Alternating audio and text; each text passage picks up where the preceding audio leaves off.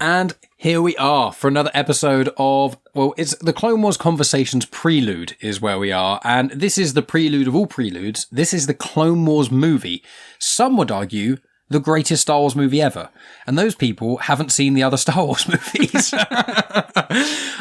This was the film which it came out, I think it was 2008. And it was essentially the first 4 episodes of season 1 of the Clone Wars. And they released it as a feature film. And it was the film that I saw in the cinema. And it made me go, yeah, maybe Star Wars isn't for me anymore. I've still got the ticket stub. It came out of the cinema? Yeah. It came out of the cinema. I watched it and I was like, Star Wars is not quite, I mean, I don't want to be dramatic, but I was like, apart from video games, Star Wars is pretty dead to me. I was like, I don't really want to watch the Clone Wars series. Wasn't a fan. So we're each going to talk about our thoughts on this film. It's Megan's favourite. She couldn't wait to watch this film. Like, Megan, why don't you tell us first your experience watching this film for the first time and how enlightening and exciting it was? For the first time, I absolutely fucking hated it. Yeah. When we watched it again, I don't really remember that much about it. All I remembered is that I did not enjoy the film. But the Clone Wars series, though, you do really rate, the Clone Wars series, I think, is good, yeah. Because you think that's probably better than Rebels, don't you? I don't know. I don't know. Okay, that's fair. I think it's got higher highs than Rebels in a lot of ways. Yeah, I think it does have higher highs. There's so much more of it. There's just a lot. Yeah, there's just more content. Yeah. So it's kind of hard to say. And I also don't want to say too much because obviously Maff's not seen the I want to spoil all of it for Maff and Drew and his entire experience. You know, we were so good with Rebels not spoiling stuff. So, but yes, before we delve onto Maff, because this was his first time watching this, and he was actually the first of all of us to watch it on this go, let's go to Dave. So Dave, obviously we know from previous conversations that you love the prequels and you think they're better than the original trilogy. So did this line up did the Clone Wars movie line up? And did you see this in the cinema, or did you watch it when I first talked to you about Clone Wars? When did you first see this? No, so I watched it in recent years, so probably 2019-ish or something like that, pre-pandemic, and I'd seen it around, and I'd heard, people talk about Clone Wars this and Clone Wars that, so I thought, right, gonna bite the bullet, gonna watch it. Okay, so I had a look and, see all the seasons, and it's like, all right, but it starts with the movie. Let's see what this is all about then, because everyone's going nuts about it. And I watched it, and by God, it was terrible. And it's funny, I had a slightly different experience this time, but I went in with fairly high expectations, and yeah, they just weren't met at all. Yeah, it's a weird one. I have to say, it wasn't quite as bad this time. No. As a positive. Yeah, I found that as well. I think it's because we've been telling Maff for the last probably year and a bit that it's one of the worst things ever. And then it's definitely one of the worst on-screen things I've seen, but it's not the worst. I think Star Wars Resistance, which is a series we will not be tackling on the show, I'm afraid, friends. We'll tackle Tales of the Jedi in the future, Bad Batch. We are not tackling Resistance. I had to try watch Resistance 4 times, and I kept giving up. And this was in recent years as well, when I was doing, obviously, when I've been doing Star Wars comics in canon, so I really had to push for that. The only way I got through it is by watching episodes on the iPad while I did the dishes. That was the only time I was like, this is enough of my time to be using up doing it. I couldn't just sit down and watch it. But fortunately, we're not here to talk about that. But yeah, the Clone Wars movie, I'll quickly say before we go into Maff's thoughts, is although it is the thing everyone starts with, as they should, because it introduces Ahsoka, chronologically speaking, and this is a thing that's quite annoying about the Clone Wars, it's not the first thing in the Clone Wars. There's actually like 2 episodes, one in season 1 and one in season 2 or 3, that chronologically takes place before the Clone Wars movie. And there's some people online who watch the Clone Wars in chronological order, and it is a massive, massive pain, because the first 2 seasons, it's like 4 episodes from season 1, 1 episode from season 2, 2 episodes from season 1, 1 episode from season 3, and it's just back and forth like that for like ages. You can see Megan, she's already yawning. She's getting tired of just talking of the chronological order. And so that's not what we're going to be doing in Clone Wars Conversations. I mean, I will be yawning a lot because I'm tired. I know, that's why you got a nice strong coffee. But Maff, for all this time, we've been going on about how rubbish the Clone Wars movie is. What was your first experience? You're the vessel here. You're the reason that we rewatched this, Maff. So it's your fault. What did you think of it all? It wasn't that bad. I think because you guys have been saying, especially Megan's been, it's horrible. It's horrible. I don't want to watch it. I think I kind of had that in my mind, thinking, this this is going to be a bit bad. But you'd also mentioned that it's aimed more at younger kids. So I sat down with George to watch it. Now, I will say he got about halfway through, he got bored, and we had to play on the floor with his toys whilst I was still watching. But it wasn't that bad. I can see where there's issues, and reading afterwards, seeing that it was meant to be like 4 different episodes, that makes sense. And I think that would probably work better. Instead, they obviously thought, stick it in a film, stick it in the cinema, make a load of money. And maybe that hurt it, doing it that way. But me watching this time, I can. There's issues, and there are certain times where it kind of gives you characters, and it's like, who's that? Don't know who that is. Yes, I'm sure it'll get explained further down the line, but I think Dave Filoni, he threw a load of stuff in, thinking, I want to put this into a film, and didn't really give us much context, which I think that's one of the issues with it. But all in all, I actually quite enjoyed it. I thought, if this is kind of the low point of Clone Wars and it gets better and better, I think I'm going to enjoy the next, several months of watching Clone Wars, because it wasn't that bad. Now, again, maybe that's because you guys have been saying it's not very good. But, as I said, George did get a bit bored at times, but I think because, is it nearly 2 hours long? Yeah, 1 hour 40-ish, I think. Yeah, trying to get a 4-year-old to sit there and watch, when we go to cinema, he'll sit there because he doesn't have enough option. And we went and watched Wish. He really enjoyed it, sat there. But at home, there's other distractions, and it was like, Star Wars again. Come on, Dad. Can we watch something else?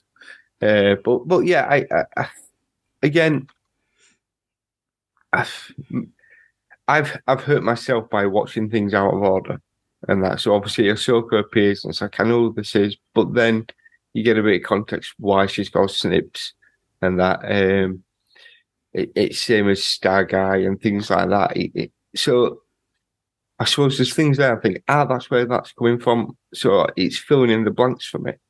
But yeah, I didn't think it was that bad. Even Stinky was all right. I remember in my mind, it was the Stinky stuff was much worse than I thought. The Stinky stuff went on way longer than it did.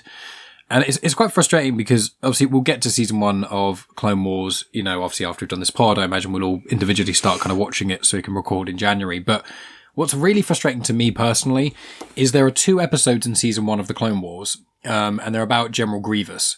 And I stand by, they're not only the 2 best episodes in the whole of season 1, they're 2 of the best episodes in the whole of the Clone Wars. And it's really frustrating because when I saw Revenge of the Sith, I was like, oh, Grievous, he's really interesting. What's he all about? And then you see the Clone Wars coming out, you're like, oh, we're going to get origin stories of Grievous. And you're like, no, you don't. You get 1 episode in Clone Wars Series 1, and that's like it. And it's a brilliant episode. It's so interesting. And I'm like, why choose these 4? Like, I know you've introduced Ahsoka and stuff, but it's just a weird thing where you can really feel it's 4 episodes, because there are points where you're like, oh, it looks like it's going to finish. Oh, and then it doesn't. And it's going to finish. And it felt like really it should have been a 3-episode arc, because it all feels like it's wrapping up. And then they go, but wait, Padme. And you're like, I thought things were almost done. And oh no, there's a whole other plotline Padme. And I'm like, I like Padme as a character. And in Clone Wars, it really flushes her out. But I'm like, where did this come from? Is it just because you needed to show Padme's in the Clone Wars? Very, very bizarre. But the introduction of Ahsoka is the main thing people talk about in this. It's Ahsoka, Rex, and Asajj Ventress. They're the 3 main individuals that were introduced in this. So Megan, the introduction to Ahsoka, when you first saw this years ago, you didn't really know anything about Ahsoka or anything like that? I knew nothing about Ahsoka. Did seeing her in this do you like her in this, or because a lot of people hated her? I don't think I hate her. She's just young. When she's young and annoying. She's a youngling turning into a Padawan. Yeah, I think she's about 14 years old, I think, in this. Like, as someone who works with 14-year-olds, like, they are annoying. They can be very, like, self-entitled and self-righteous, and Ahsoka is just very much that. She's just a hormonal teenager that's just kind of growing up and is having to deal with also at the same time being part of this like order where there's like a lot of rules and like restrictions and trying to make sure that you're I don't know what I'm trying to say, but like centered. Yeah. And teenagers aren't centered. Like, no, and that's not just girls, like that's across the board. Like, teenagers are not, they're gonna be up and down, they're gonna be snippy. Like, you know, I didn't think she was that irritating when we saw Ahsoka come onto the screen, because obviously I've seen so much more content with Ahsoka now. And like I've seen most of the Clone Wars series. Yeah, because Megan hasn't seen all of Series 1. Mike, like, after I got really angry about having to watch the movie. I had to really fight you to try and get you to watch the series. Mike handpicked the, like, best episodes for me to watch. But, yeah, and Rebels and the Ahsoka series, my first thought when I saw Ahsoka come on, because she's one of my favourite characters, when I saw her come on screen, I was like, oh, she's young. Very, very young. I forgot how young she was when she gets introduced. Yeah. This whole series is really about her growth. I must note, though, that, I mean, George Lucas did have quite a big hand in this. You know, at the start of the Clone Wars, it was George Lucas and Filoni. And then steadily as it went on, Lucas took more and more of a step back. And Filoni obviously took front and center. But Filoni did direct this. But I feel like, I really like the prequels. I think George Lucas has some great ideas. But I would... From what Filoni has done since, and what he kind of did with the Clone Wars, especially with obviously other individuals involved, I feel like I'm just going to take the easy route and blame George Lucas for the issues that I have with this. Because all the janky dialogue, and there are lots of issues in this. But one of the big things is, why is Ahsoka in a crop top? She's a 14-year-old girl, and she wears less clothing than the Twi'lek dancers do in Jabba's palace in this film. I mean, again, you should see what some of the teenagers now do. No, but she's a monk. She's basically like, a magic monk, isn't she? And I'm just like, and in the Ahsoka show, when you got the flashbacks of young Ahsoka, they gave her the attire that she wears slightly later on in the season. Because, slightly older Ahsoka, yeah. Yeah, which I liked. But Dave, your first impression of Ahsoka and stuff. Yeah, I mean, I was going to bring up that point, to be honest. But, I mean, saying about George Lucas, when Maff was talking about George getting bored, I was like, oh, right, Maff's son, George, not George Lucas. But, yeah, I think both are probably true. And you mentioned there about the 4 episodes. So I think the fact this movie doesn't adhere to that 3-act structure that we're generally used to in movies, it's just weird, and it does feel like daisy-chained episodes. I think if it did stick to its original idea and it was 4 episodes, I think I'd have enjoyed it more. And as you said, I've come away thinking the Stinky stuff had a much bigger part in the movie than it really did, and that was the thing that I remembered. But the other thing was Ahsoka. So super annoying, but it's not just that she's annoying, and I agree, as a father of teenagers, fucking annoying, know it all, know everything, I know nothing, of course. She's very arrogant in this film. So you do expect that arrogance, but it's the fact that she's kind of right with stuff, and she's like teaching almost Anakin and Obi-Wan how to be Jedis almost. It's just like, come on.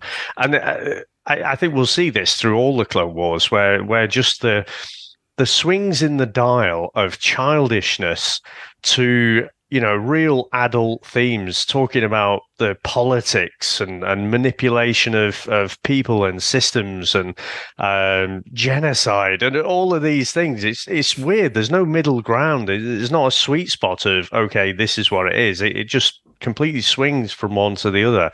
But the over-sexualization, I didn't realize she was supposed to be 14, but ultimately that crop top is just sexualizing her. So I just... And everything. Yeah, it was off-putting. I think it was wrong. I mean, I'm like, why the hell would you do that? And I think Filoni's based her mannerisms and stuff a bit on Leia and how Leia would be as well. So I don't know if he's got something for slave Leia or something, but yeah, it was off for me. Yeah, there were issues. What about you, Maff? What were your obviously, as you said earlier, you knew Ahsoka kind of backwards. You started with her in basically Mandalorian and Book of Boba Fett, then Rebels, then Ahsoka, and now back to Clone Wars. I mean, to be fair, it's how Star Wars normally works. You kind of get the middle first, and then you kind of dot around. Why do it in order? And that's just that's foolish. I've got. I mean, Haley's 18 now, so I've been through the 14-year-olds, and yes, the crop top's a weird choice, but at the same point, controversial. It's the right choice because I've had a 14-year-old daughter who wants to be dressed in like an 18, 19, 20-year-old. So they do kind of do that. Ahsoka, in a way, she's like a 3 character. She's trying to be a Padawan. She's also trying to be this great, kind of Jedi as well. And she's also a teenager. So there's kind of a few faces to her. And she's put with not Obi-Wan as everyone thinks she's going to be at the start, with Anakin. Anakin's only, 18, 19? 19, yeah. Yeah. So he's still immature. He's still learning. So you've got 2 teenagers to a certain degree. And, she's probably looking up to him. She knows of him. So she's trying to kind of do that, I've got to make sure I do everything right. I've got to kind of show up a little bit. So it does kind of work. It's frustrating because you do kind of look at it as yes, you probably shouldn't be in a crop top and that. But at the same point, that's kind of what 14-year-olds try to do. They try to be older. And through the film, I mean, she's right a lot of the times. And this is where Anakin's wrong because he won't listen. And that's his downfall at the end of the day. He's too arrogant. But to be fair, Obi-Wan's a bit like that as well. In fact, most of the Jedi are like that. The biggest downfall is the fact that they think they're better than anything else. Well, it's literally why the Jedi stopped. Yeah, it's now Palpatine 1, it's isn't like it? you've got Mace Windu, who's like the biggest dickhead of them all. Literally the downfall of the Jedi. Megan is not a fan of Mace Windu. I mean, Mace Windu. He is a knob. He's so fucking arrogant. It's amusing. The guys that are meant to be in charge and in control and be the top guys are a bit, it's like the British government are bloody useless. And then watching Palpatine is so above and so more intelligent than anybody else, being 100 steps in front of things. This thing with Stinky, whichever way it went, he was going to win. And, that's kind of such a, he's the kind of bad guy that I've got a lot more respect for now, actually, going through and watching all these, rewatching stuff and watching the Clone Wars movie, and obviously I'm going to get into it more. He's so clever, and he's not a brute force kind of guy. He's more behind the scenes, pulling these little threads to kind of get the end goal. And even at the end of it all, when we finally get to, the last Star Wars film, he's not entirely lost. And somehow Palpatine returned. Well, yeah. Somehow JJ couldn't think of an idea. Go ahead, sorry. But yeah, as I say, I think Ahsoka, she's very young, she's very naive, but again, she's just trying to build herself up. She's trying to show that she should be there. She's trying to prove a point.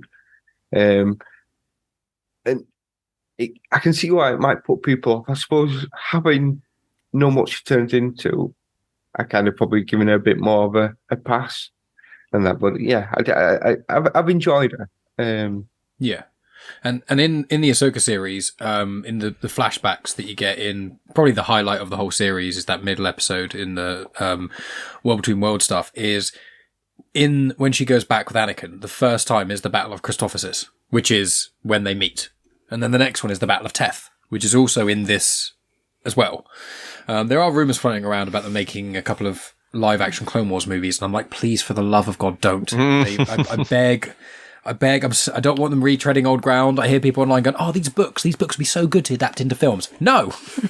Read the books, watch the films, original stuff, okay? I've got so much Star Wars content. I want it all to be either original or at least different perspectives. Rehashing stuff is not what I want. But going to you, Dave, is there any sort of, with this movie, is there stuff you did like about it? Are there any highlights you want to go on to?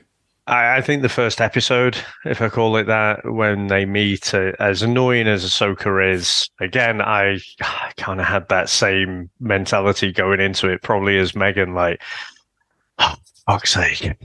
Right, let's do this. Come on.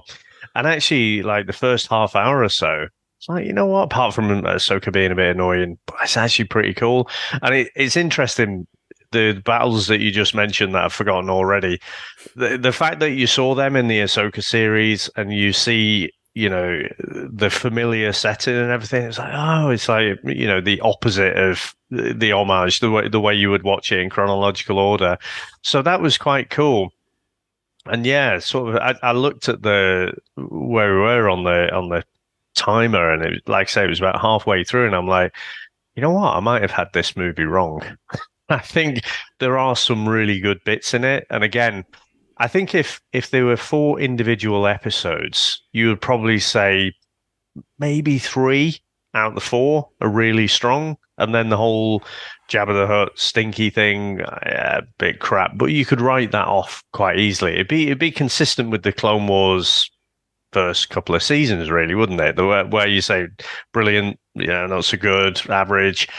So yeah, I actually enjoyed it a lot more this time, and I was able to compartmentalize the bits that I didn't like. I think it was a mistake to make it a movie. I think it just overblew expectations. Probably made George a few more quid, though, I guess. But yeah, I think they'd worked much better as episodes. I think the animation, gets better, doesn't it, through Clone Wars? So it's a little bit jarring to go back and see this. But yeah, it was good. I think the fact you've got the likes of Christopher Lee, Samuel L. Jackson in there doing the voices was good. Getting to meet Rex for the first time. I forgot, spoilers, but we meet him lots of other times as well. I think that was all good. So yeah, but overall, just really quite enjoyed it quite a bit more this time around. Yeah, and there's one thing you mentioned there is you mentioned the voice acting, as in with Christopher Lee and Samuel L. Jackson, and unfortunately they do not return in the Clone Wars series, probably because they would cost more than the budget for the animation. Just like, they do not return. There are a few people we get. Ian McDiarmid pops up in, I think, the final series or something like that. There's times in which Palpatine isn't voiced by Ian McDiarmid, and there's times he is, and I can't remember exactly when and where, but I think the voice actors of this do such a good job for the most part, but there's just one or two scenes where there's dialogue feels really choppy and unnatural. And I think that I didn't realize this until a few years ago, that the majority of voice acting is all done completely separately. And like even nowadays, like the Bad Batch series, which obviously Maff hasn't seen, but it's, a group of clones and an individual who's different. The individual who's different is voiced by one individual, and all the clones are voiced by D. Bradley Baker, who voices Rex, and all the clones in the Clone Wars. And we saw them at Star Wars Celebration interact. And they're like, oh, it's so great to see you again. We've only met like twice before, because they record everything separately, even though the Bad Batch has like 2 voice actors almost for the entirety of it. And it bothers me a little bit, because it's like, I understand scheduling and all this kind of other jazz, but I'm just like, there's certain times where I think dialogue, it just benefits so much more when you can really bounce off each other. And I think there's that thing of, it sounds like, I'm saying this thing, and now I am saying this thing, and now I am saying this thing, rather than, there's no overlap. It's almost like someone's put the exact, like, half a second gap between one, like Ahsoka's dialogue and then Anakin's.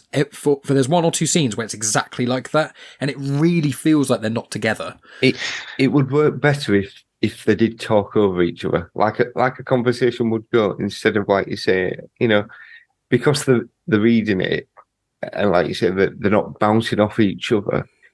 You can kind of feel that it feels like a script being read. Can I get a bit audio engineer geeky here? I'll go off on a little bit of a tangent. So this is ultimately how a lot of bands did it back in the day, and I think you'll find that most kind of voice acting is done, even if they're physically in the same building, you're going to be in different booths, because you want to make sure that you can EQ and isolate that one voice, and you don't want the bleed from everything else. Now, what is super interesting, the single that's just come out a few weeks ago from the Beatles was taken from an old John Lennon, just a regular mic, recording him playing on the piano. And for years, you couldn't do anything with that because it would just sound shit. You know, when you hear proper recorded music, you can hear each instrument, and that's because they're all individual, and then it's brought together and it sounds like the band are playing together, whereas actually they weren't. They were recording all their bits sort of separately. Again, if you watch like was it Get Back, the documentary and stuff like that, you can see that they did get back together, but then they still had that problem with bleed from the other mics coming through, so you couldn't isolate that. But what they did from that John Lennon tape, they were able to use AI to essentially isolate John Lennon's vocals and the piano, and then they recorded the piano separately. But because they were able to isolate that voice, then they could EQ that on its own. And then, you know, McCartney and George Harrison back in the 90s added their bits. They more recently put more strings on and stuff. So you have this single, you know, which stars the lead vocals of someone who was shot in 1980. It's fucking bonkers. So I wonder, because you've got that technology, maybe moving forward, I don't think immediate. Change takes a long time to really adopt technology like that. But maybe you will start to see people more recording at the same time. Because, like I say, it'll take a while because all the systems and everyone's used to working that way. But I agree, the voice acting is a bit choppy, but I think that's more in the editing. You know, and you must do it in the audio as well. Like if you obviously we're on Zoom, I don't know if you have the separate tracks. I do, yeah. I always individually do the tracks. Yep. If there's ever a point, if there's lag or someone talking over someone else and they're both saying something important, I do just move them apart or put them together. So even if they were apart, you know, you could have edited it better to make it sound as if they were slightly talking over each other, because you just drag the one track under, don't you? So I think it's the editing as opposed to the voice acting. Yeah, I agree, because the voice acting at points sounds amazing. And I'll say that with Peter Jackson's technology, as you mentioned about the Beatles thing, is phenomenal. And I'm not the biggest fan of the Beatles. Obviously, they're phenomenal as a band and what they did, but when I listen to their music, I'm like, yeah, that's pretty good. Like, I'm not a diehard Beatles fan, but I listened to that new track and I was like, this sounds brilliant. You know, as you say, considering Lennon died over 40 years ago, and you listen to it, and you go, this sounds so good. And Peter Jackson obviously invested a lot of money and time into developing that software. I think you've got a really good idea there, Dave. But for me, I just thought this might be oversimplification. But for me, if I was to do voice acting, especially if there's only one or two people as opposed to an ensemble voice cast, because then it becomes near impossible, is I would just almost have it where you've got two people in separate booths that are all sound boothed, but you've just got one like almost plexiglass window between them where they're kind of facing each other, so you can kind of see, you're just looking in each other's eyes and you're kind of having that back and forth. You both got headphones on, you can hear each other. I wondered if that could have been a potential, but as we develop through, obviously with this, the cast, there's actually quite a few people. I think there's 20 odd individuals. And throughout the Clone Wars, there's lots of guest stars that pop up and other things that happen. So it is interesting. And what did you make? Were you bothered by the voice acting or anything, or does it not really faze you? Didn't faze me. Do you think that Anakin and Obi-Wan, and because the people who are Christopher Lee and Samuel Jackson, do you think they did a good job of replicating characters we knew from live action? I don't think about stuff like that. I literally just watch it. So it didn't even bother you, so it clearly shows how well it was done. Yeah, I mean, I just thought this film was boring. Well, yeah, you were like halfway through, you were like, God damn, is this only halfway through? Because it was just dragging. Yeah, it did drag. I don't notice stuff like this. Like, we've been in other podcasts where people go like into the intricacies of the voice acting and stuff, and it's not something that I notice. I'm just like, oh, it's just people speaking. But that's good though, because like I mean, most people don't know about these kind of things, so you're actually quite good for your perspective on that. It does work quite well. Yeah, I mean, if it's janky, then I'll probably notice it. But ultimately, if you were to play me a clip and then so if you were to play me 2 separate clips and one of them was a good example of a voice actor and the other one was a bad example of a voice actor, or just a bad example of voice acting or editing or whatever, I probably obviously would be able to pick out the differences. But otherwise, to me, it's just someone speaking. I don't hear. It's not something that I listen out for. I don't really notice it. And did you think Obi-Wan and Anakin sounded like Obi-Wan and Anakin? They just sounded like the people from the Clone Wars. So do you not? The same actor. It's the same voice actor, isn't it, for the whole series? Yeah, but I mean, like, obviously, Ewan McGregor's not. I know that. So I'm saying, do you think they sounded like their live-action counterparts? Well, kind of, but I've also seen the whole of the Clone Wars. Yeah. So for me, it sounds like Anakin and Obi-Wan in the Clone Wars. Do you know what I mean? Like, I already associate those voices with those characters. So for me, it doesn't matter whether or not they sound like Obi-Wan or Anakin. I think they sound-ish like them. They don't sound completely different for me to be like, oh, that's not them. But I already recognize the voices because I've already watched the entire series. And technically, when you've seen all of the Clone Wars, you actually hear more of the voice actors of Obi-Wan and Anakin. Well, yeah, this is the thing. I've heard their voices more than I have Hayden Christensen and Ewan McGregor. So, you know. Yeah. What about you, Mav? What did you think of it? Because obviously this was quite new for you in that regard. Yeah, I think it comes down to how much the voice actor is invested in the role.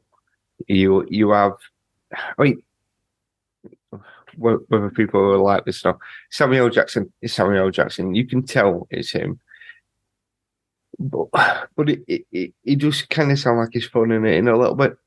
But Matt Lanter's playing Anakin. I quite liked it. I mean, Hayden Christensen. It's great that we got him back. It's great that they've made a big thing about it all. But he has only been in he's only been in 2 of the films, and then the series. So we've only actually had him a little bit. This guy, who's obviously we're going to do 8 seasons of Clone Wars, he's taken that on. Now, I think he sounded all right in this. Ask me 8 seasons down the line what I think of him. But there is the points where it does kind of feel like they are just reading the scripts. They're not actually in the scene. But then there's other points where I think when Obi-Wan's kind of he's battling the droids and he's telling Rex to go, that kind of gels a lot better together. I think it's more when there's a lot of action going on, you can kind of get pulled into the story more, so you invested.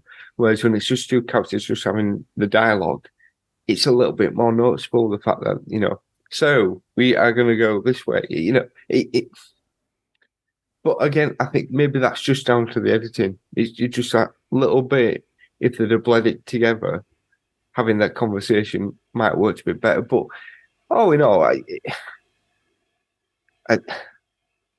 you've got 3 big actors from Star Wars in there.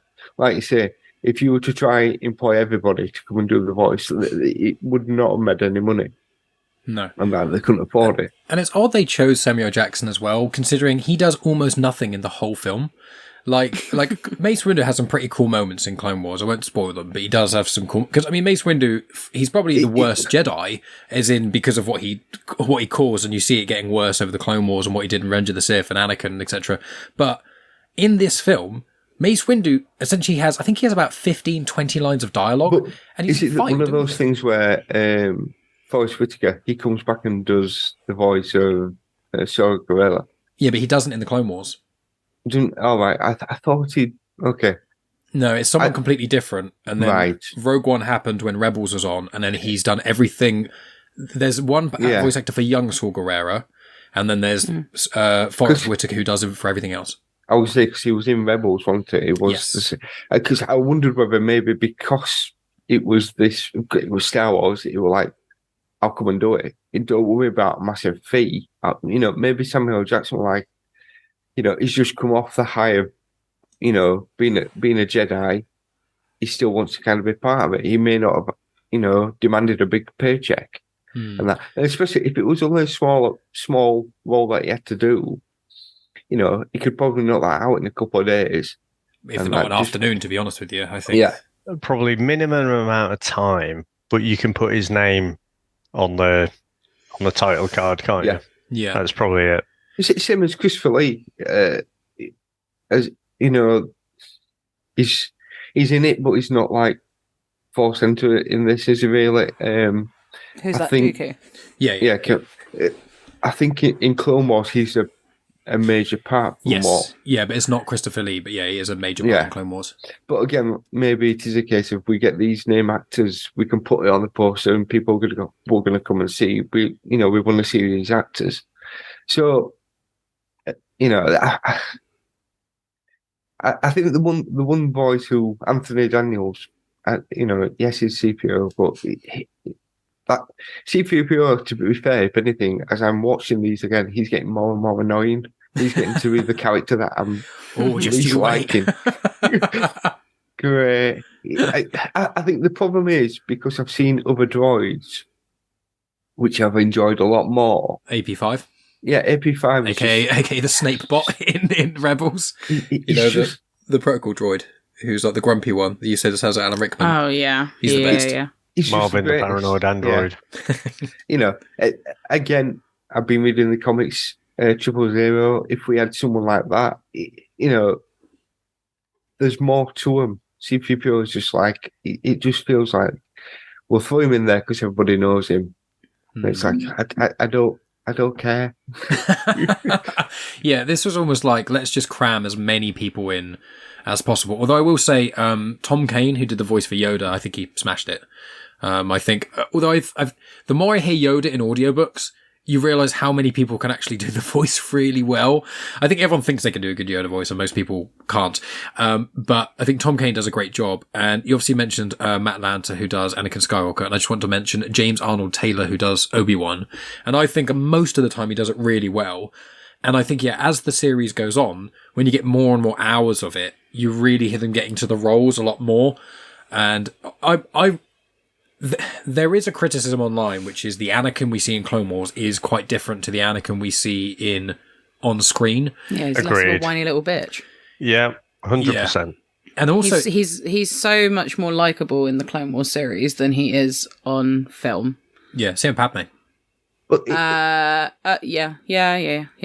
It's same as it's like Obi-Wan in Phantom Menace.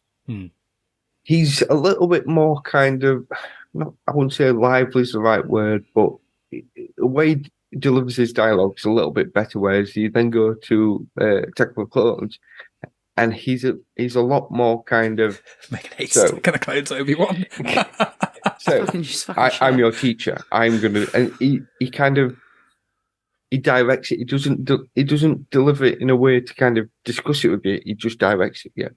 In this, again, I felt he was very much kind of that, old headmaster of how he's. Do you not think though? I mean, Obi-Wan was a Padawan in the first movie, wasn't he? And then this responsibility is thrust on him. And then you must know people from work who get promoted above their station and then think they're Bertie Big Bollocks. And then, I think that's possibly Obi-Wan. I think you're 100% right. I think that's the thing. Unfortunately, he's seen his master get killed, but he's seen his master be that way. So that's how he thinks he needs to be, because he's not been taught that. And we kind of get Anakin is a little bit like that with Snips, with Ahsoka. I'm calling her Snips already. At certain points, he's like, no, you must do as I say, kind of thing. Whereas in the Ahsoka series, you see that more of a kind of a give and go between them, which is, through 8 seasons of Clone Wars, I'm sure we're going to get to that point. Yeah, I did find that quite jarring in the movie, where he's like, no, I don't want a Padawan. And then he's suddenly like, well, this is what you need to do if you're going to be my Padawan. I was like, you literally 2 seconds ago said that you didn't want to have one, and now you're acting all fucking high and mighty. Piss off. But that's like when you go to the kid, sometimes you go to your partner, do you want any chips? No. Okay, now I want your chips. Tastes better off the other plate. Yeah. It's that thing. Everything tastes nummier when it's free. I don't want that responsibility. Well, hang on a minute. This is actually quite fun being able to boss her around. I do want this responsibility. So you can do, I can kind of, I can try to show that I am, again, like Ahsoka's trying to show that she's ready to become a Jedi, to be this Padawan and kind of move up. Anakin's kind of taking it on as well. Like, look, I'm a lot more better than what you are. We have it in Attack of the Clones, Megan's favorite film, where he gets frustrated at Obi-Wan and he's like, I'm better than him. He has that arrogance, and so kind of taking on the Padawan kind of gives him that kind of, look, I am ready for this. I am ready to be better than any of you lot. I will say with Anakin in this, Anakin is the main character that shines in the Clone Wars, I'd say. Like, Ahsoka obviously is introduced, so she's really cool. Obi-Wan, in the Clone Wars, he's kind of nicknamed like Sassy Obi-Wan by people outside the universe, because he is so, you get a little bit of it with Ventress in this, but Obi-Wan in Clone Wars, my Funko Pop of Obi-Wan, my favourite Obi-Wan, as much as I love you McGregor, is Clone Wars Obi-Wan, and there's so many episodes where he is so sassy, because now that Anakin's no longer below him, they're basically even, because a few weeks before the movie, Anakin got promoted to Jedi Knight along with a batch of other prospective Padawans, and so he's only been a fully fledged Jedi maybe for a couple of months, if that. And the power dynamic really does shift. And once Obi-Wan can kind of play around a bit, I think Obi-Wan in the Clone Wars is so fun. He's so much fun. And I really, really like that. I like their dynamic and stuff. But I want to ask Dave, just out of interest, because I know obviously you're not the biggest fan of the prequels, do you think this film is worse than the prequels out of interest, like as a watch? Yes. I think the prequels that we've gone back and watched are incredibly lumpy. They've got great moments. I think I said with both of them that if you edited it differently, you'd possibly get a much better, tighter movie. And then you get this nonsense, the fucking pair and stuff like that. So, I do feel like there were some really good moments in both movies.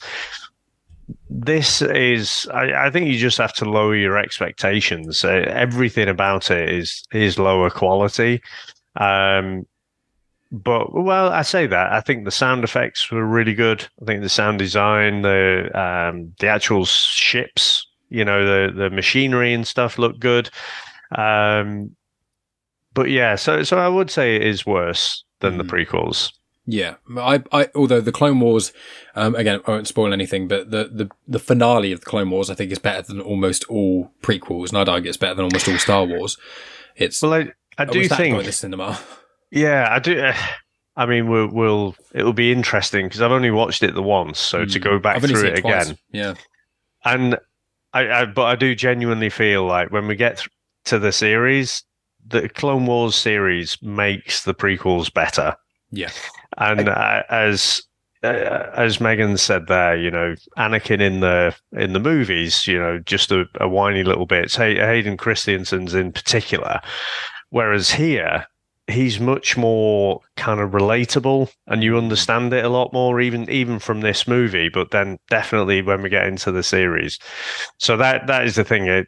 Watching this for the first time gave me a different appreciation for the prequels.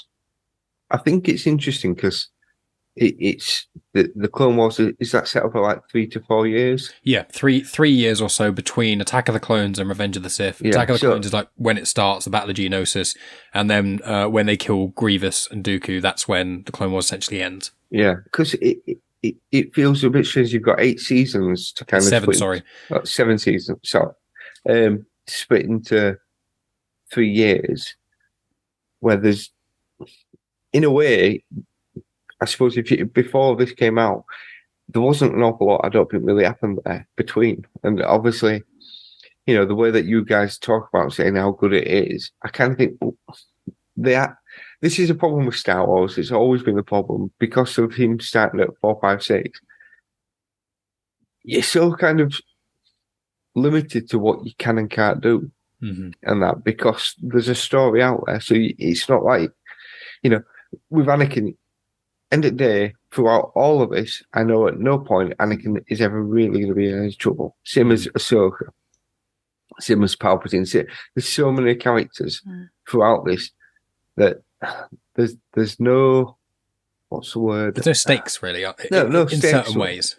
So but from what you guys have said, how good it is, there's good story there. It's just they're so kind of shackled to what they can do. This is why, like when we've said before, take some different Star Wars, take High Republic or something like that, something that people don't know about, but they're aware of the universe, and kind of give us that.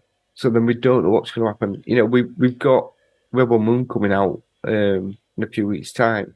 Now I know that's not Star Wars as such; it's Zack Snyder's Star Wars. Yeah.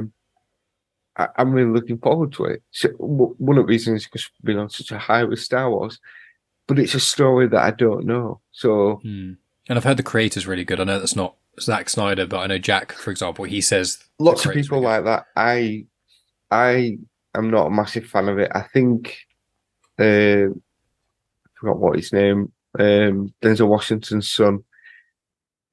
I felt that he's a good actor, but I think that he wasn't very good in the film itself. The film's okay, but I do hear everybody else is kind of raving about it, so maybe I'm just wrong. It might be a rewatch kind of thing, because I think sometimes when you get big sci-fi epics, rewatches make it better. But I did want to ask, Megan, because you weren't here for the Attack of the Clones chat, which, I know it's your favourite film. Yeah, no, I had parents' evening, sorry. And also you had the Wisdom Tooth out like a day before. So, and you were knackered, so it was like, you weren't just bailing. It was like, I mean, funnily enough, that was worse. The tooth pulled or Attack of the Clones. Or the parents' evening. But with Attack of the Clones, like, some of the issues that you had with that, like, do you find that some of the issues you have with that are the same in Clone Wars, or like what are the issues you had in Attack of the Clones, and how is Clone Wars somewhat different? Well, my main issue with Attack of the Clones is this: it's just shit.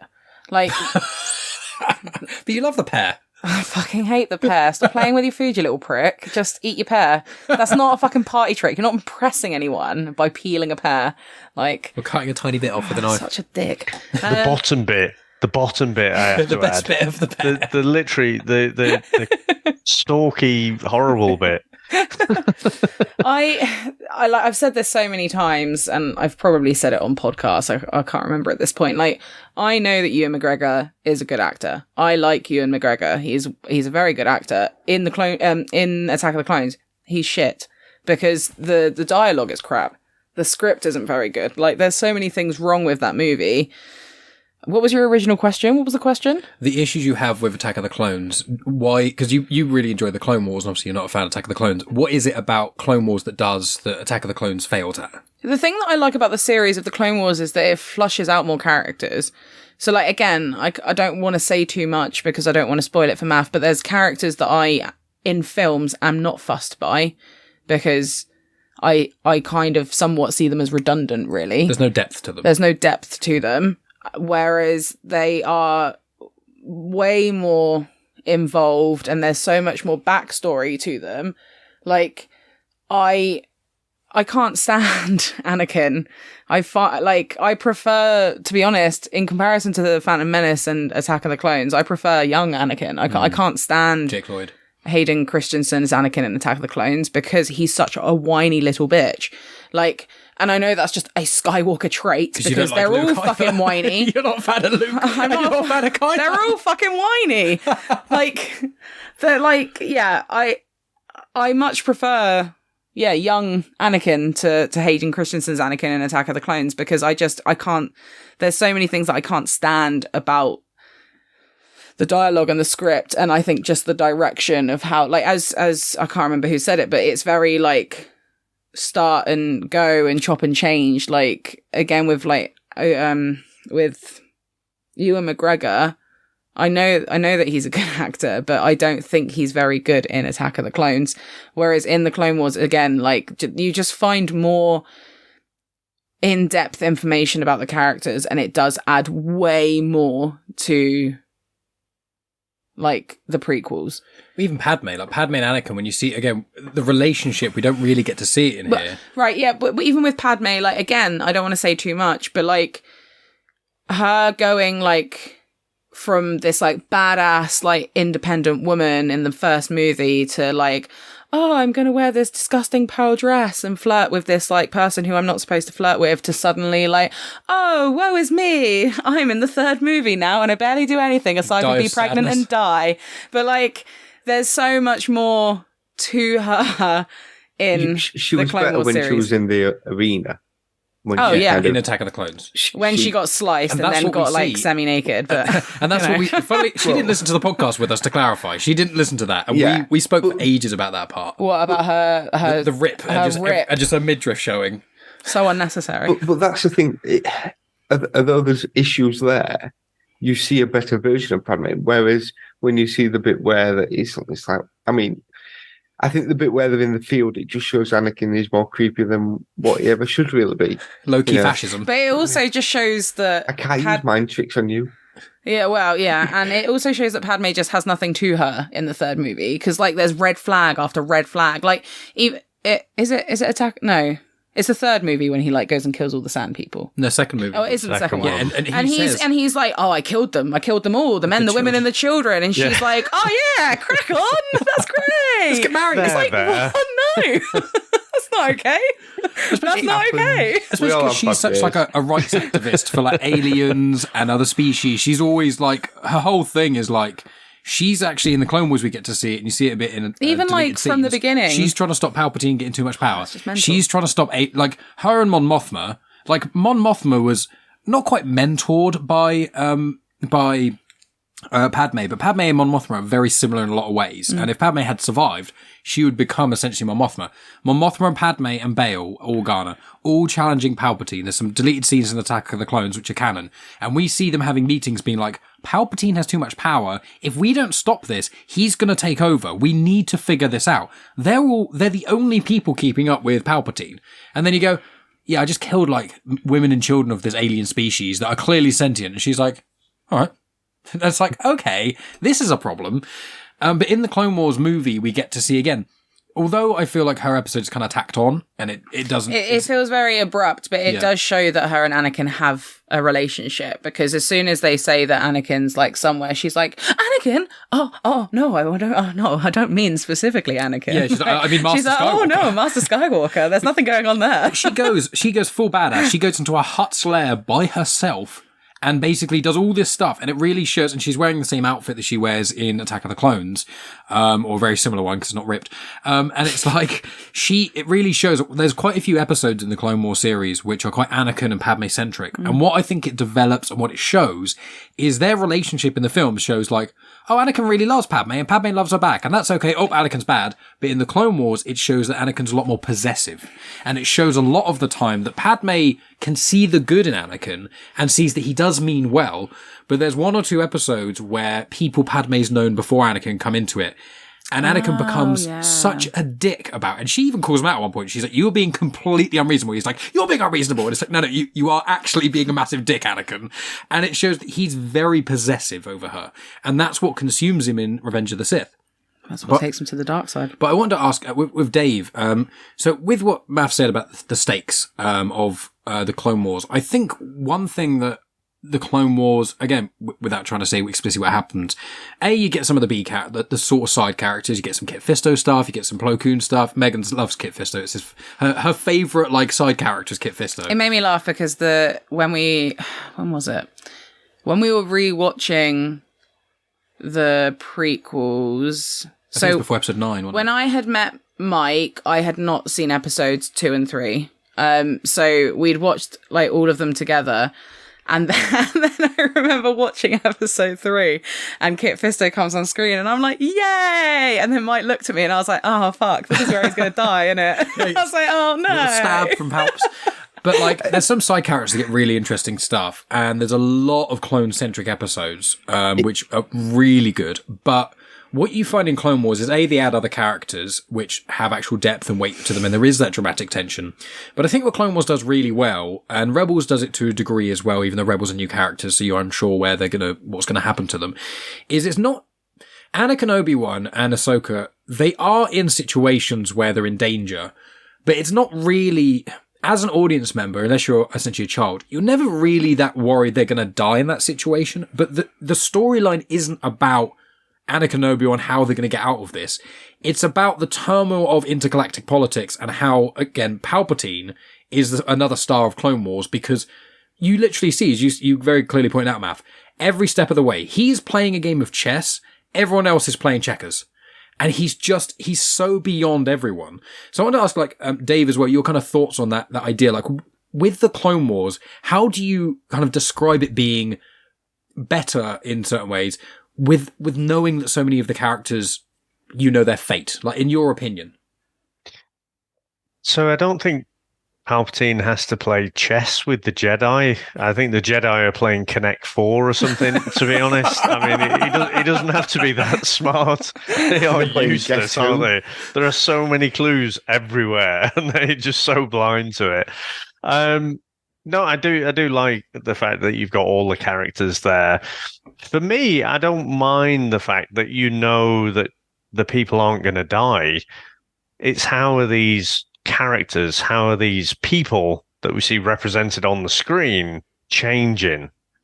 And that's what you do see. And even in this kind of movie, you do see a little bit of a change, don't you? It's very much self-contained within the movie or the 4 episodes, but you see where Ahsoka's coming from, and then she thaws out a little bit. Anakin does his 180 on whether he wants a Padawan or not. But I think as we get into the series, that's the bit that I'm looking forward to getting back into again. So I don't mind the fact that we know people aren't going to die. How are they going to... I can do a Jar Jar impression then, but I'm not going to. It's how they change and how it really does have a lasting impact. It's not just the villain of the week kind of thing, you come back and the characters are exactly where they were at the last episode. You do see there are things that happen that have an emotional weight that carry forward into the series as well. And some of the best episodes, in my opinion. There's one arc, which I won't say who's in it, but it's the Umbaran arc. It's a very dark arc. There's a certain character with a lot of arms in it. Dave knows what one about. You would know. I'll mute the mic and I'll tell you. I'm just Googling it. Say it again. Umbaran arc, which the main characters aren't even in. And it's one of the best things in Clone Wars. It's one of those episodes where you watch it and you go, this is meant for children. And this is war crimes and cold-blooded murder. And as Dave said, there's genocide. There's political maneuvering about the Republic balancing. Should we... Oh, yeah. Yeah, that's that one. And it's like, there's certain things which are like how the Republic balance. And when Jedi put in a situation where it's like, right, you can save these or these people. And I got angry in this one. You did. Yeah. Angry in a good way. Megan gets very emotive when we watch Clone Wars. There's a couple of episodes that will be coming up. Only one of them I got really mad because I like to predict what is going to happen.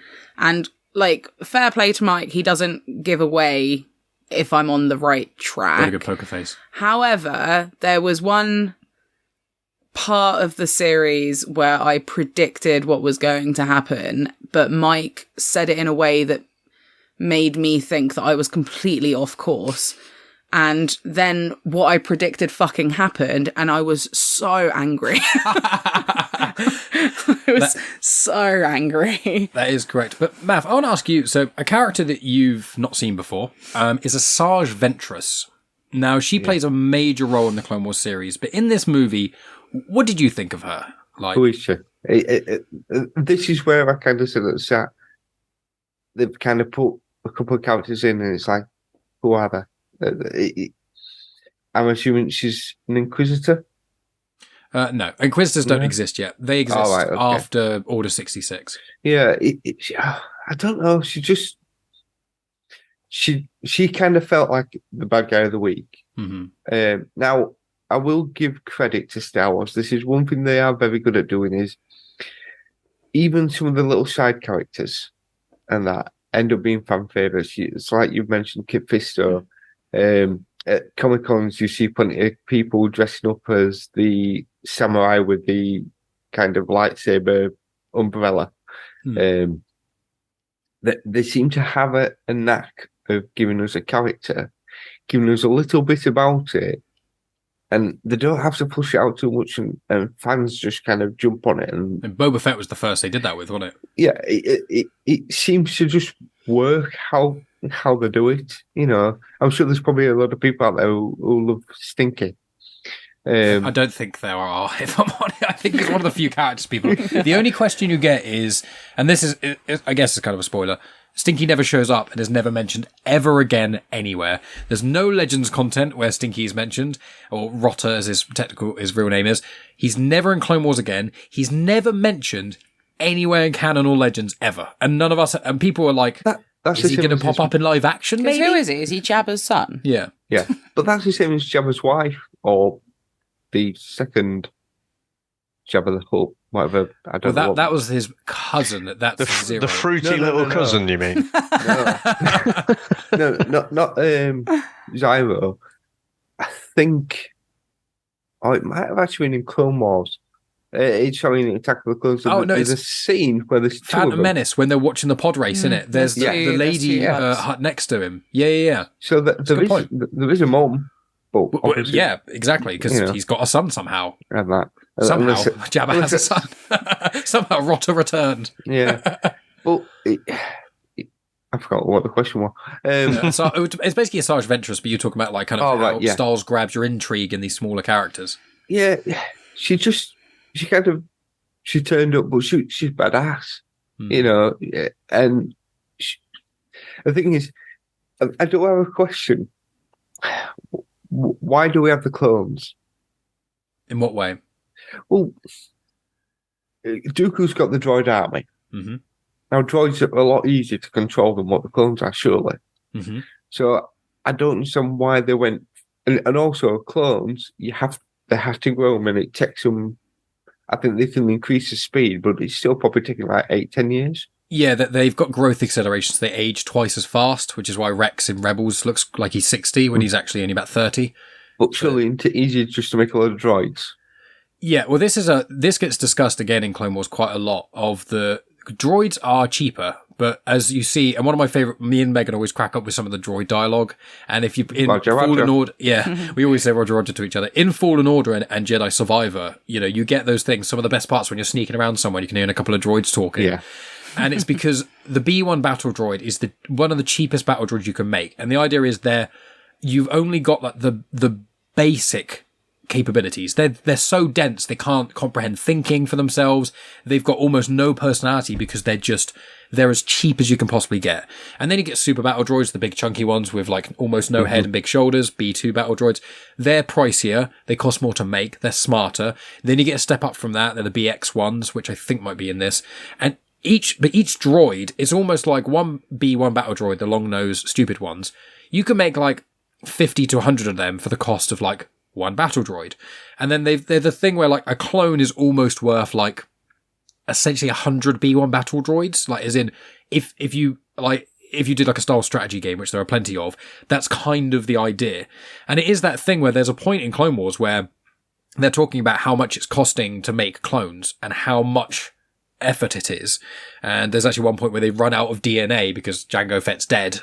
And so they're like, well, what do we do? How do we continue making clones because we're losing them by the thousands? And it is that discussion of what would you need them for? And it's like, it's to fight the droid army, which obviously Palpatine, basically orchestrated this in a way to kind of distract everyone while he's kind of doing a lot of stuff behind the scenes.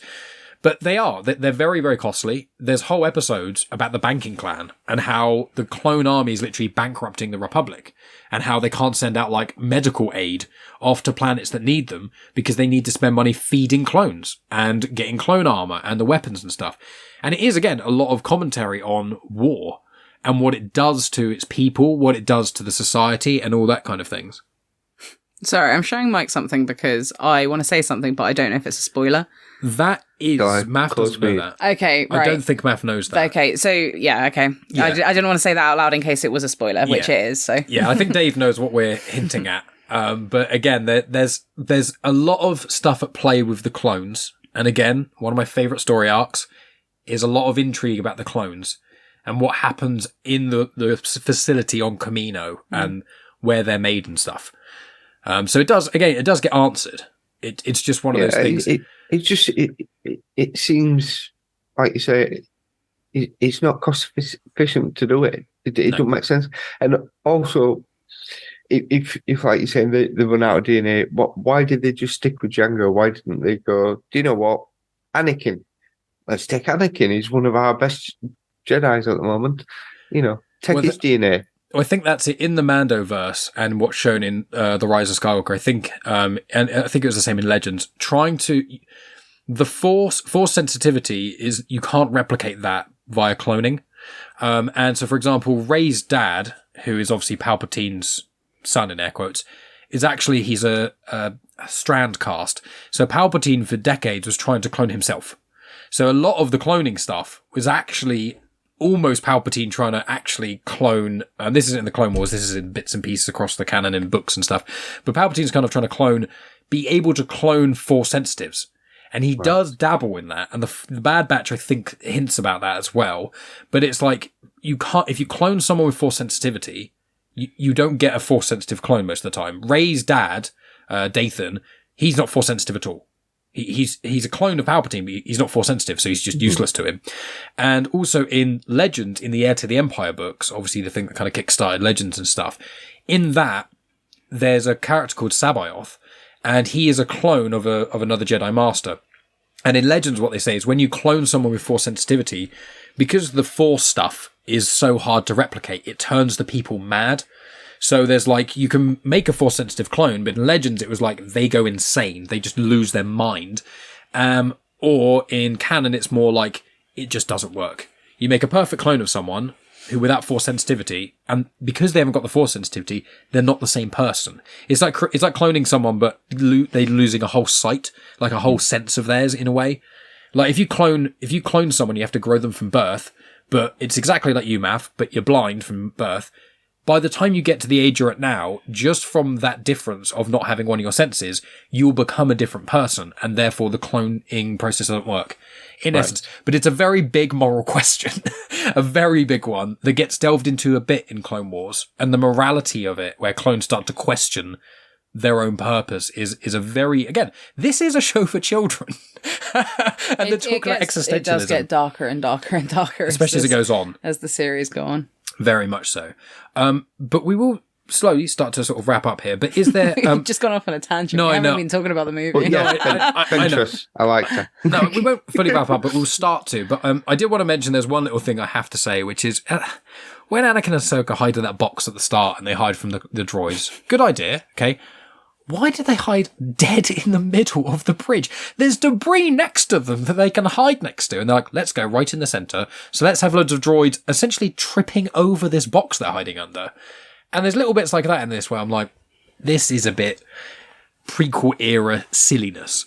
But aside from that, I did enjoy this watch a bit more. I wanted to ask if, Dave, is there anything we haven't yet touched upon that you want to kind of discuss a bit in this, either good or bad? I'll just say about Stinky, you say he hasn't appeared anywhere, but I wonder if he is an early prototype for baby Yoda.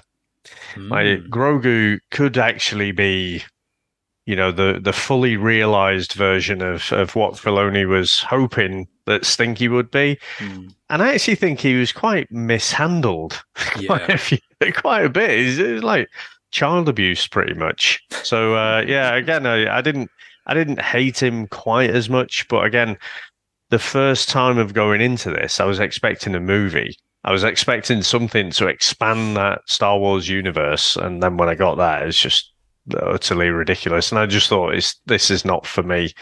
But like I say, overall, I definitely enjoyed it more this time, and probably thought I probably misrepresented it to Maff a bit too much. It worked though, made him like it. Yeah, exactly. So yeah, no, but I don't know if I'd ever watch this again unless under duress like this. I think if I ever eventually, hopefully, our kids will be into Star Wars, even though I think that's a very wishful thinking, because the more I'm into it, the less they're going to be into it probably.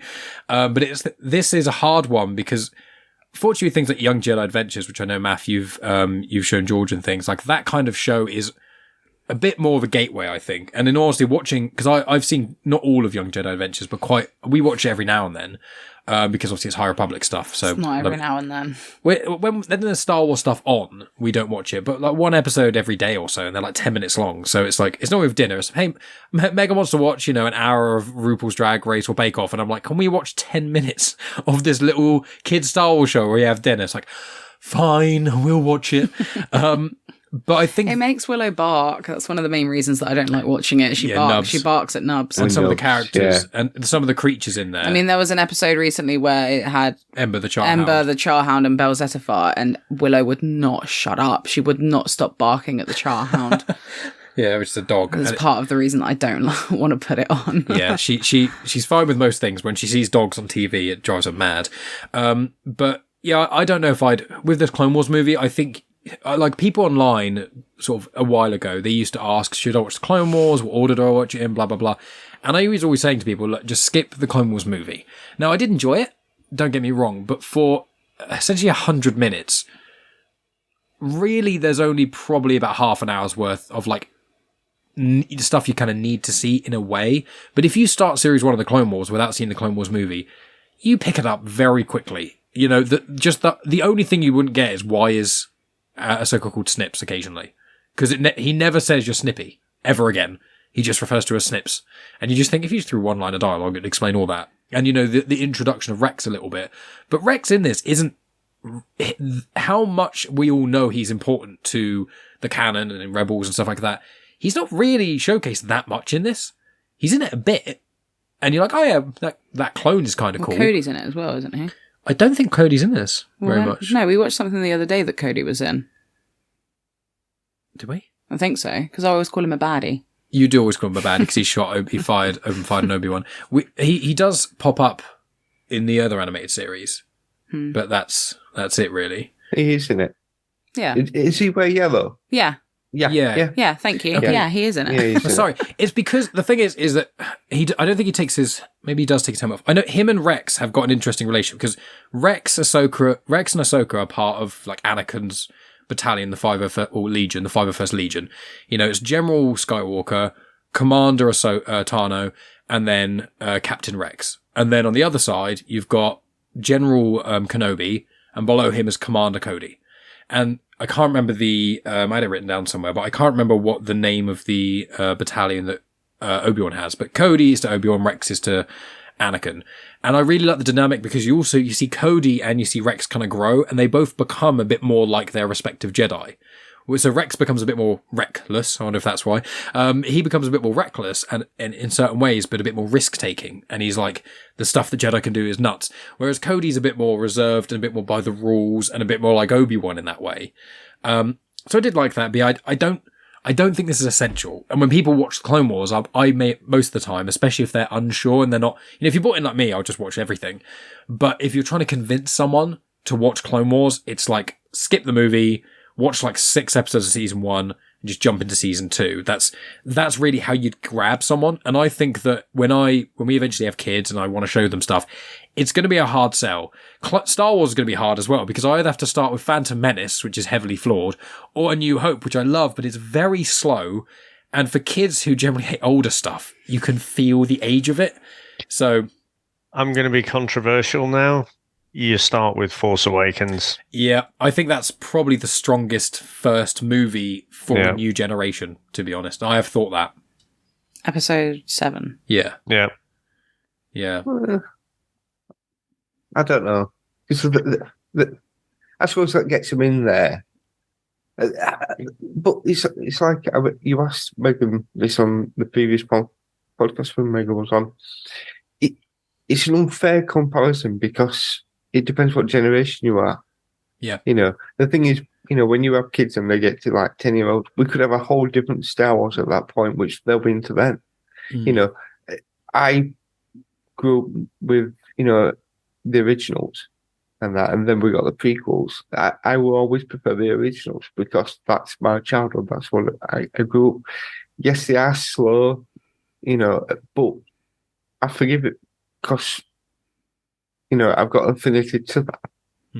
Whereas, the newer ones, they are a bit more kind of like Marvel kind of, bang, big colourful, blockbuster. Yeah, fast. and that. So again, it depends what generation you are to what you're going to enjoy. We are talking about Mike and Megan's unborn children here, so that's why I say Force Awakens. And there is no one around our age group who has not watched the originals. I don't think it's even anyone at our age group, to be honest with you, that hasn't. Yeah. The only people you get them is, not always, before I get anyone mad at me, usually I find it's women who I have interacted with who like to either apologise to me or subtly brag they've not seen Star Wars. There's a few guys I've noticed who do it. But one thing is when Game of Thrones was on and was the biggest thing, you'd get people going, well, I haven't watched Game of Thrones. Well, I'm so unique because I've not seen this. And when people do that with Star Wars, I'm like, you are just a dick. Yeah, but you're always going to have people like that because they're always going to... It's the same... Like, I mean, I've literally got a Harry Potter blanket on me now. You're always going to have Harry Potter... Like, people who are like, I've never seen the Harry Potter films. I'm like, okay, cool, well done. Like, I don't know. Congratulations. Such a weird thing, isn't it? Yeah, it's such just a weird flex. I haven't done this. I have never... I don't know, jumped off a tall building. It's a weird thing to talk about the things you haven't done because everyone's not done loads of shit. Yeah. It's because the mainstream stuff, isn't it? It's the bragging like, oh yeah, I'm not like everyone else. I mean, for years, I didn't watch Titanic. I mean, like, everyone's going on about how good it is. And it's like, I know what the story is. I'm really not interested. Spoiler, the boat sinks. What? But Sets out from Southampton. And then got round to watching it. Like, yeah, it's all right. It was nothing. It wasn't as good as what everyone kind of built it up to. But it was one of those things I was just not interested in. But I find that with a lot of films, though. Like, it's like there's loads of films that I've not seen that are like classics, and like generally, if it is a classic, I don't like it that much because it's always been hyped up. It's like fucking Anchorman is a fine... I know that's not classed as a classic, but Anchorman was so hyped up. Our generation went nuts with like, it. everyone that I'd spoken to, like, as soon as you say, oh, I've not seen Anchorman, like, what? You've never seen Anchorman? It's like, no, that's why I literally just said it. Like, I don't... That's Megan's pet peeve, is saying she hasn't seen something, and then the person responds going, you haven't seen this? And then I watched it, and I was like, what is everyone going on about? Like, it's all right. But, like, I think with anything, like... any kind of franchise that is as big as Star Wars, as big as Harry Potter, as big as Game of Thrones, anything like that that gets like hyped, if you're not like in it, once you watch it, a lot of the times you're not overly fazed by it, which is why I think there is this weird flex that or Lord of the Rings as well is another example of it. Like any of those. Yeah, it's like, I mean, Dave might not like me for this. I've never watched The Godfathers. You've never watched? Sorry. You what? We only watched Godfather 1. Literally. Yeah, and I fell asleep. Well, I've seen it twice. We watched The Godfather last year, I think, for the first time. Well, you watched it last year for the first time. Well, yeah, I don't think I'm into the whole gangster kind of Same as Sopranos. Never watched Sopranos. I mean, Sopranos is different because it's like it's like each season is like 10 hours or something nuts. So it's like the commitment for Sopranos. I mean, Godfather is like 5 years long, so. But you can watch it in an afternoon, whereas Sopranos you can't watch it a week. It's just one of those that I'm just not really that interested in. That's, there's several things that you think, maybe I'd like it, but I just don't know if I can be bothered to put the effort in to kind of watch something that I think I've missed the boat on. Mm. Yeah. I mean, I liked Godfather, but I did find it was... But the problem is with things like Godfather is like, there's so many things that have come since then that I watched first. Like I saw Goodfellas first. And I know it's not the same thing exactly, and Sopranos, I've not seen Sopranos, but I know bits about it. But it is just that... Don't get me wrong, Sopranos is important to the culture, but I think Star Wars is one of those things where it's Darth Vader is one of the most iconic faces in all of cinema.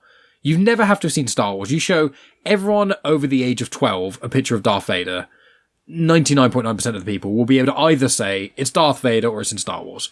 And there's not really anyone else. You show people pictures of Marlon Brando as the Godfather. A lot of people under 20 will not know what you're talking about. Like, it's just... Where Star Wars is beyond that. Granted, it's because, every 10, 15 years they go, well, yeah, new generation. There's also way more content. But there's like three Godfather films, movies. and Marlon Brando's only in one of them for, spoiler alert, not that long, actually. I watched it and I was like, he's not even in this film much. He's on screen for about half an hour. The film's like 3 and a bit hours long, and it's like... so long. Barely on it. Dave, what have you not seen that's really popular? Probably quite a lot. I mean, I shock you maybe, but I only saw Godfather... I think it was 2 years ago. I do. Yeah, I think it was Chris who picked it one week, and I was like, oh, all right, I'll watch it then. But so I think there are probably other things that I've not watched as well that are deemed classics. I think for me, probably a blind spot might be like early 70s stuff that isn't, a huge classic. So stuff, or even 80s. So if it wasn't something that I'd have watched as a kid, which is weird because I watched like Nightmare on Elm Street, Hellraiser, stuff like that in the 80s. No one seemed to care, but like if it was, watch one this year, I think, called The Conversation with Gene Hackman. That was a classic. I just didn't even know it existed. Yeah. So, and that's what made me think, I probably do have a blind spot for some of the 70s movies that I've just missed the boat on. But, still plenty of time.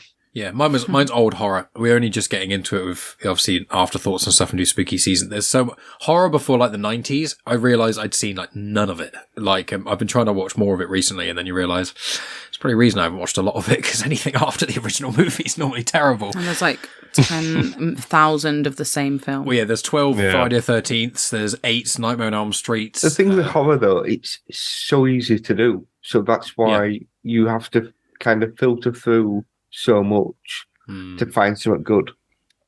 Yeah, not like Star Wars where it's all good, clearly. Oops. Right. I think this film is evidence of that. Yeah. I mean, I'd say Zero the Hutt as well. He's a bit annoying. I know let's call sassy one. The flamboyant uncle. Yeah. Who is, he's a character, isn't he? And he's smoking, and it's the reason the film is like a 6+. It just says on there, contains tobacco. Every time we watch a film and it says, contains tobacco depictions. We're like, I can't watch this, not tobacco. Oh no. It's not the killing and the shooting and watching loads of faceless soldiers being shot. No, that's not the problem here. The problem here is the small amount of smoke coming out of this giant slug being like you'd see in Alice in Wonderland. Maybe they'll edit it and they'll have a babe now. Death sticks. Death sticks, yeah. Oh yeah. Good bit of death sticks. Megan, is there anything else you wanted to mention? Not that you even wanted to not only not watch this film and not talk about it with Clone Wars. The Clone Wars movie. Anything you wanted to mention we haven't touched on yet? I don't think so. I didn't dislike it as much as I did from what I remember, but I did find it incredibly boring. Yeah. Yeah, I wasn't a fan of it. Has this made you more or less excited to watch the rest of the Clone Wars series? Well, the thing is that I know that the Clone Wars series is good because I've seen it. I'm not looking forward to seeing like the episodes that you made me you skipped, because the fact that we didn't watch them the first time would indicate that they're not that great. What happens if you watch them and you go, these are really good? Why did you not let me watch these to start with? Yeah, why did you make me watch that shit film and then you skipped all of these things? I mean, the most annoying thing is that after we watched that film and then we started watching the Clone Wars series, when people were asking Mike for recommendations, he would say, I'll skip the movie. And I'm like, skip the movie? Why did I have to watch it then? To be fair, I had watched it. I watched it in the cinema in 2008, and then I didn't re-watch it again until I watched, because I watched the Clone Wars series on lunch breaks at work back probably 8 years ago, I think. 8 or 9 years ago, I think. And then the final series came out when we were together, but it was before it was part way through that I'd started watching it. So you were watching it in real time when it was coming out, and then we watched it together when I caught up. Yeah, because Series 7 came out after Rebels finished. But yeah, the Clone Wars movie, I've only seen it. This was my third rewatch ever. I watched it 2008, then we watched it together in probably 2018, and I was like, don't want to watch it again. But Series 1, the reason... when we get to the series, you'll see why I skipped a couple episodes. There's one word which explains why I skipped a couple. Jar. Oh, yeah. There's a couple of Jar Jar there's episodes. A couple of Jar Jar episodes that I have seen. Yeah, there's a couple. There's even a fun Mace Windu Jar Jar team up, which is something you really didn't think you ever wanted. And after watching it, you realise you still don't want it. But that's jumping many seasons ahead. Maff, is there anything you want to mention regarding the Clone Wars movie before we fully wrap up? No. Cool. Awesome. No, I think we kind of, again, I think because it was 4 episodes, it kind of, I want to get into the actual series now, because it just feels like it's whet the appetite a little bit. It was all right. It was nothing fantastic, but it was all right. But it felt like a bit of a trailer, a very long trailer, but it felt a bit like a trailer of this is what you're going to get, because it is a bit disjointed at times. But yeah, I am looking forward to watching the Clone Wars. Yeah. I do have a question. Yeah, Have you managed to understand everything I've said, Megan, or did you need subtitles for the Yorkshire accent? No, I can understand what you're saying. It's because we watched, it was during one of the afterthoughts. The Witch. Remember we got to watch The Oh Witch? my god, yeah, that was confusing. Also, To be fair, that was like speaking like 1600. Also, going back with the Yorkshire accent, this is a completely side note. When at my previous school, we had to read, we had 3 mornings a week with my tutor group. I had to read a book with them, and I had to read like a chapter every single morning. And the reason that one of the books was The Secret Garden. And in The Secret Garden, it's written fucking phonetically in a Yorkshire accent. And it's like written as someone from Yorkshire would read it, but it's written like that. And I could not say it. I couldn't do it. It was really hard. So I like got to the point with the kids, I was like, I'm just going to read this in my normal accent, and I'm going to change some of the words around and make it sound like how I would say it, but we have to pretend that it's in a Yorkshire accent, everyone. Should we read Kes from? Oof. Yeah, I mean, there's Kes. There's also Train Spotting, which is arguably my favourite film of all time. Oh yeah, I needed subtitles for that film. Well, not just that film you need subtitles for. I can do that without subtitles, but the book Train Spotting, written by Irvin Welch, is written in phonetic Scottish. It's fucking shit. Fucking shit being Scottish. The amount of apostrophes in Train Spotting, the book, is insanity. You're just looking at it like, I can barely read this. Especially when there's lots of like slang words for heroin and things. I've seen like Twitter threads of like Scottish people writing tweets in phonetic Scottish. It's good. But yeah, so we'll wrap up here. So very excited to delve into Clone Wars Series 1. I think it's only 16 episodes, and then after that, I think after that they're like 22 episodes for a while, and then Series 5 and 6 are a bit shorter. In fact, Series 5, 6 and 7 are a bit shorter, but we've got a long way to go, a lot of cool episodes to highlight, and I'm very excited to delve in, because yeah, this film is not the best. It's not as bad as I remember, but it's not the best. And again, it's not the worst piece of Star Wars content on screen. Resistance is still the worst by quite a bit, but this has made me more excited for Clone Wars, because there's little bits and pieces. Is it the Ewok movie? Yeah, but I've not seen the Ewok movies. Yeah, I mean, judging from the Caravan of Courage. Face. The Caravan of Courage is terrible. Have you seen the other one? Because there's a battle of... I think I had done, but it's Caravan of Courage that was the first one. And again, my little excited face getting the VHS and thinking, oh my God, more Star Wars. And then, honestly, what ensued was terrible. It's a holiday special. Oh, yeah, God, we've seen bits and pieces of that. We haven't sat through the whole thing. Arguably, that's probably worse than this is what the Legends fans don't like to admit, which is the Ewoks movies and Holiday Special are technically part of Star Wars Legends, and there are people online who are fucking wrong when they say this, because they're idiots, who say the Ewok movies and the Holiday Special are better than the sequels. And I'm like, I've got problems with the sequels, don't get me wrong, they're not perfect, but if you actually legitimately think that the Ewok movies and Holiday Special are better made than the sequels, you are fucking delusional. If you like them more... Oh my God, so much aggression. But if you like them more because of nostalgia and because they're cheesy and stupid, that's fine. If you think they are better, you're just insane. I know I've not seen them, but I've seen enough clips and I know enough about them, and I'm like, anyone who says that and they're serious is just one of those people... What was it called? Disney shills. I've shown you some of the tweets that occasionally go into my Twitter feed. Angry people. And it's people going, can't call it Star Wars Legends. It's actually the expanded universe. Star Wars Legends is Disney talk. And you're like, oh my God, what is wrong with you? Stop getting so angry. You're going to get so much hate. I'm sorry. It just frustrates me when people argue that Disney don't own the canon when the canon is created by the people who own the property. It drives me mad. And also... Clone Wars movie was made before Disney took over. So, and this is the kind of thing, the irony is that this movie encapsulates the things that you would inadvertently expect Disney to make from Star Wars. And this was made like nearly a decade beforehand. So Megan's mad at me for getting too wound up about it. Friends, I like Legends and canon. I'm sorry. Just to throw in something opposing. So I don't. Do it. I mean, I probably don't get as many Star Wars Legends stands as you do in your timeline, but I think the issue with having one body, Disney in this case, owning everything, is you get this very non-diverse, very samey kind of story. And I think if Disney owned Star Wars, the franchise, back in the mid-2000s, I don't think Clone Wars gets created. So I think it's the diversity of ideas. And with the diversity, you're going to get a bit of shit sometimes. You're going to get some hits, some misses. So I think that's what people possibly are arguing for. I don't disagree, but my counter to that normally is that in Star Wars Legends, the Star Wars original trilogy existed, and then Legends continued via books and comics. The majority of people who critique Disney Star Wars have not read the books and comics that have come out post-canon. And I've read a lot of Legend stuff, not all of it because it's insanity, the amount of it. I've read a lot of the big hitters, the main things, there's the Empire Trilogy, Darth Bane, etc. I've read a lot of those. And they're brilliant, don't get me wrong. You know, some of them are hard to beat. But the people who heavily criticize it go, yeah, the Legends books are better than the movies. Like, yeah, but a book is often better than a movie because in the book, you fill in the gaps of what you kind of want to see. But in the movie, it's all there and it's kind of hard to dispute. So but also you can add more detail in a book. Well, exactly. And also, you know, for example, there's a book here, Shadow of the Sith. This is a great Legends book. This is dark as hell, okay? There's some Star Wars books as well. High Republic I adore, obviously.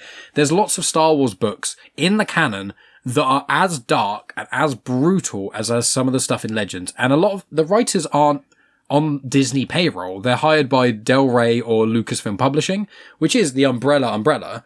And there has to be a little bit of kind of leeway. But when I've spoken to a lot of the authors, a lot of the time they get like a paragraph of an idea of a story and a couple of footnotes what they can't do. And then they can kind of do their own thing. So I think that the problem is a lot of these Legends, like I like Legends, don't get me wrong, but a lot of the canon haters, they're comparing 40 years of Star Wars Legends or 30 years of Star Wars Legends and the top Star Wars Legends content compared to the worst canon content. The canon's been around for about a decade and they haven't read the best canon books. And I think that's where some of it kind of comes from. But I don't disagree. I'm not a fan of one giant entity owning all of Marvel and 20th Century Fox and all of Star Wars. I feel like the video gaming world, now it's not all owned by EA. Hopefully that's going to diversify a little bit. But I don't disagree with that point. I do think there is an issue and it will be, I hope that in the coming decades, we're going to get some better stories.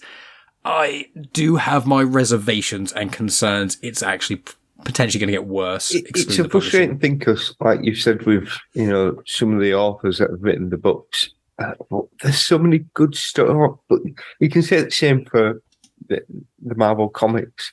There's so many good stories out there.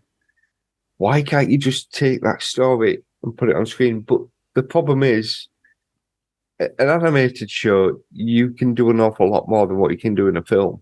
Because there's certain stuff that, it doesn't matter how good the actor or wires and stuntmen and things like that, there's a limit to what you can do.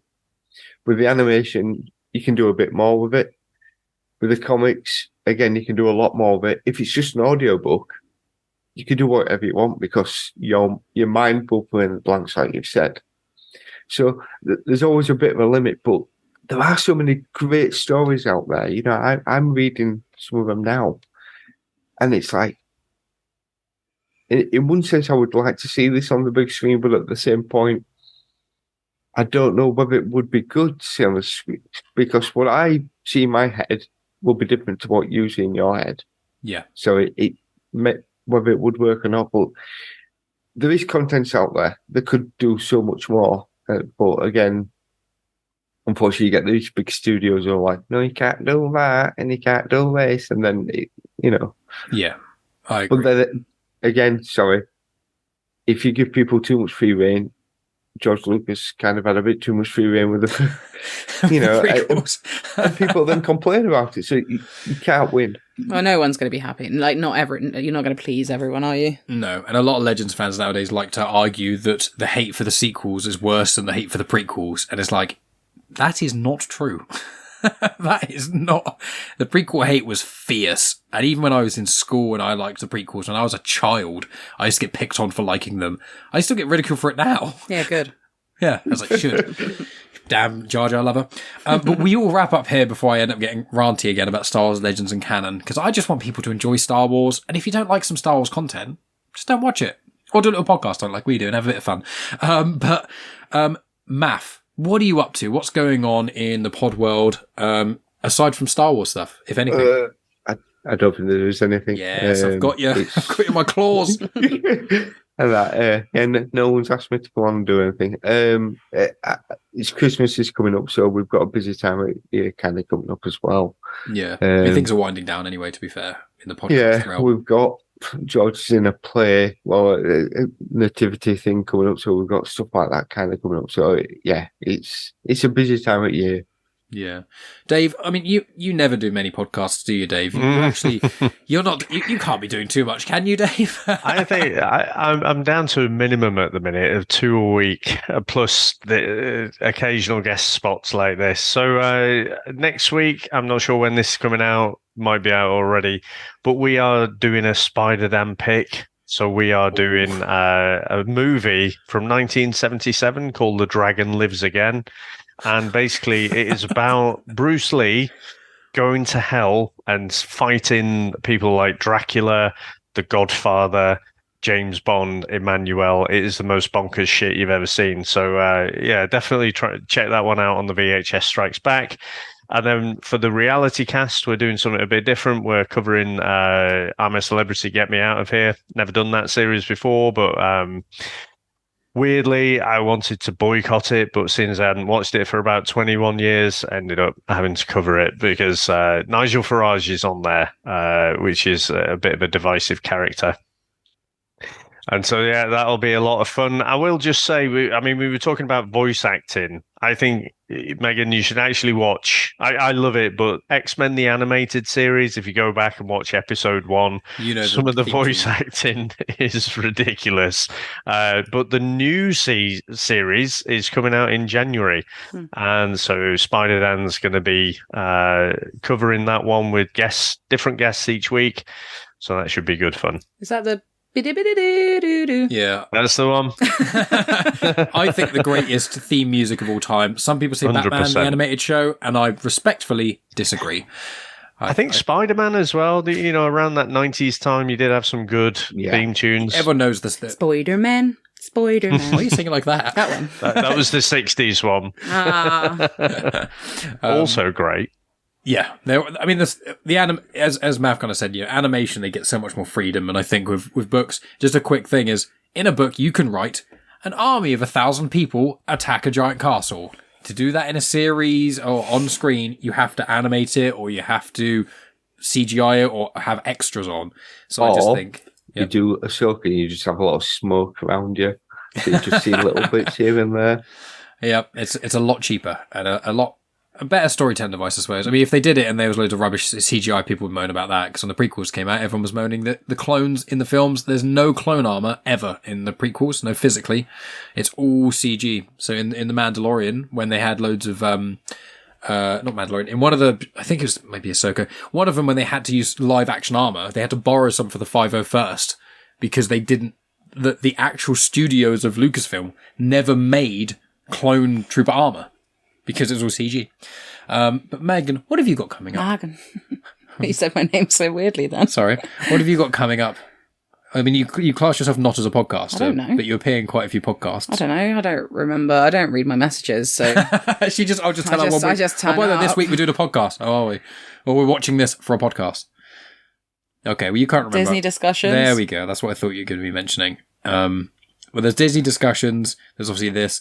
There's going to be the Buffy Revisited pod as well. I think the next few episodes of Genuine Chit-Chat, Megan's going to be involved in. And Well, what obviously, an exciting time. Megan's excited. You can tell in her voice. I'm tired. Yeah, and find Megan if you want to hear more from her and you want to hear me, drag out her thoughts on movies. You can go to Patreon. Yeah, genuine Chit-Chat. Patreon. You can also find me on Grits Gets Fit on Instagram. Sometimes I post. I've been posting a little bit more regularly recently. Mainly selfies of us after the gym. Yeah. If you want to see a picture of the dog or me sweaty after the gym, go to my Instagram. What could be better than that? Well, friends, from me, follow me at Genuine Chit-Chat on Instagram, Twitter, Facebook. If you're watching on YouTube, please subscribe. Check out the other Star Wars pods. There's an interview with Ethan Sachs I've recently done. I've also recently recorded an interview with Adam Christopher, which will be out around the time of this episode dropping as well. He's the author of Shadow of the Sith as well. Clone Wars conversation will be out in the whole of 2024. We're going to plan to do an episode, I think, every month, bar maybe August, because we're getting married then, so we won't be able to do a podcast then. But we'll figure it out, friends. But yeah, just thank you for listening. Check out all the details in the show notes and etc. as you usually do. And both Maff and Dave, thank you so much for going on this journey with us. And thank you, Megan, for sitting down and agreeing to watch the Clone Wars movie again. I didn't agree, but here we are. You just didn't turn it off when I put it on. I didn't really have a choice. But thank you, friends. We appreciate each and every one of you listening.